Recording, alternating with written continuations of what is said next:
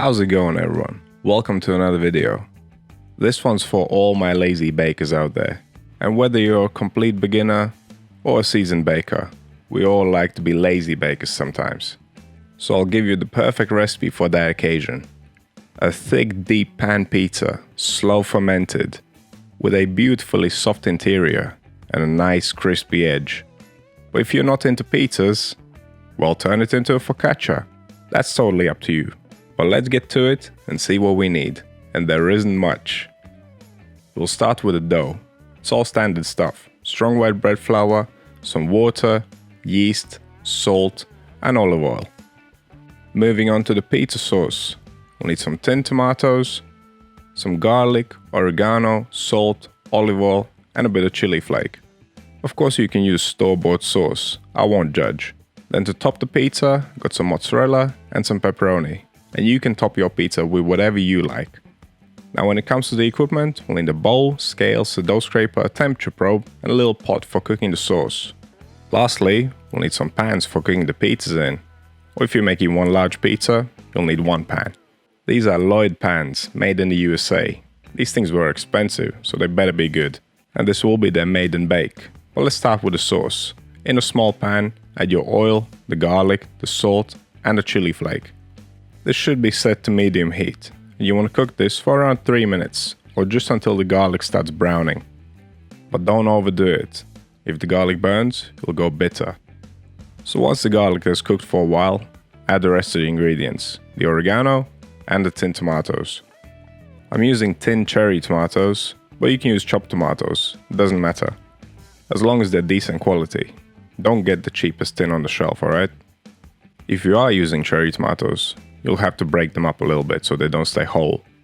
But regardless of what you use, bring the sauce up to a simmer and cook it for around 30 minutes.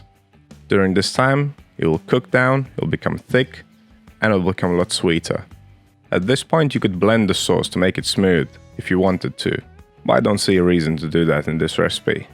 Anyhow, that's how you make an easy tomato sauce. You can use it for your pizza or for your pasta. Let's continue on with the dough. I'm using cold water, around 8 degrees Celsius. Normally in a no-knead recipe, I would use warmer water, but because I'm going to ferment this overnight, I want the dough to be slightly cooler so it doesn't overproof. And it's the middle of the summer in the UK right now, so it's pretty warm in my kitchen. Right, so here's what we're doing. In a large bowl, add the water, the yeast, the salt, and the oil. Give it a good stir. You want to dissolve any large salt flakes and hydrate the yeast. Once you've done that, add the flour. I think a fork is the best tool for mixing this dough up. All you need to do is mix the dough until there's no more dry flour left. And that's literally all the work we're gonna do in making this dough. Lastly, scrape down the sides of the bowl. I'm aiming for a dough temperature of 22 degrees Celsius, which is around 72 degrees Fahrenheit. If your kitchen is cooler, you may want to use slightly warmer water to get your final dough temperature higher. But it'll take around 8 to 10 hours at 24 degrees Celsius. And look at that puffing up, definitely doubled in size. That's what you want to see. I mixed this dough just before bedtime. When I woke up, it was ready. Yeah, I'm having pizza for breakfast. Now I'm going to shape this into 2 pizzas. If you're making only one large pizza, you can skip this step. You can simply shape it in the bowl. But because I want my pizza to be the same size, I'm going to take the dough out, place it on a tray, and then cut it in half. It's important to use water to prevent any stickage. So I rubbed the tray with water, also wet my hands. And using wet hands, I released the dough from the bowl. I just picked it up and placed it on a tray, and it came out all in one piece. You'll know that your dough is over fermented when you pick it up and most of it stays in the bowl. Now to divide it, spread the dough out, grab it by the middle and pinch it in half. And don't forget, wet hands. If one side looks larger than the other, then pinch a piece off and move it over. Now here comes the shaping part. This is as simple as a coil fold. All I'm doing is gently picking the dough up by the middle and folding it underneath itself. This is how you would fold a wet and sticky dough. But in this instance, we're using this method to shape the dough. Do the front, the back, and the sides. And remember, the best way to handle sticky dough is, first of all, wet hands, as I've said probably 6 times already. But the other thing is that you should work quickly and with a light touch. As I mentioned earlier, if you were making only one large pizza, you can skip the tray stuff, simply fold the dough in the bowl. Well, let's continue on by greasing up our baking tins. Now these are non-stick, but still, I want that oily finish on my dough. Before placing the dough in the tin, I'm picking it up and folding the sides down and up into the middle. It's kind of like shaping it into a ball. You don't have to shape it tightly, just makes it a bit neater this way. And you can use as much oil as you want here, just don't use too much of course. Finally, I'm gonna rub a little bit of oil on the top of the dough as well. You don't have to do this, but I had a little bit left in the bowl, so I might as well use it up, right? And besides, oiling the dough up will allow me to not use any cling film. By the way, for those of you who are wondering about my horrible looking hands in this video, I was mowing grass.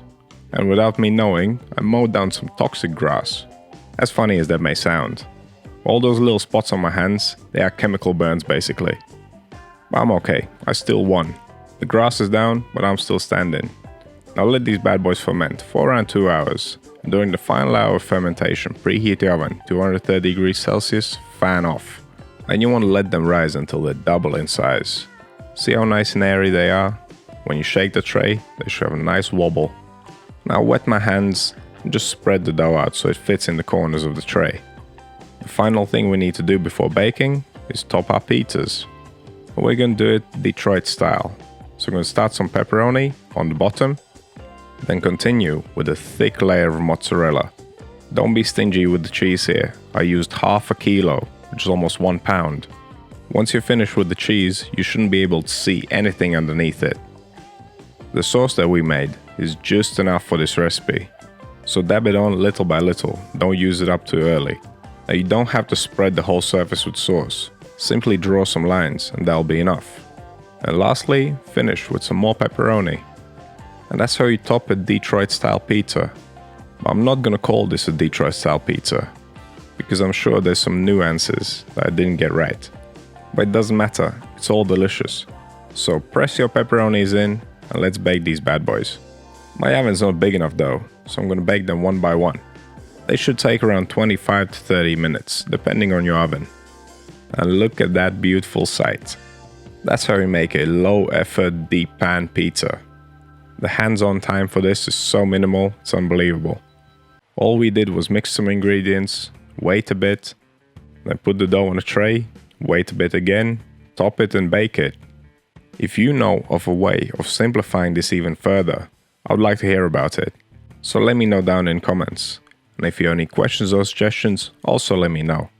And don't forget to check out my other videos. I've got so many delicious bread recipes on my channel. And besides that, I also teach bread baking principles, which are far more important than recipes. And check out the Baking World Tour, where I bake one bread from every country in the world. And if you are into bread and baking, you've come to the right place, so click that subscribe button. Thank you for watching, and I'll see you in the next one.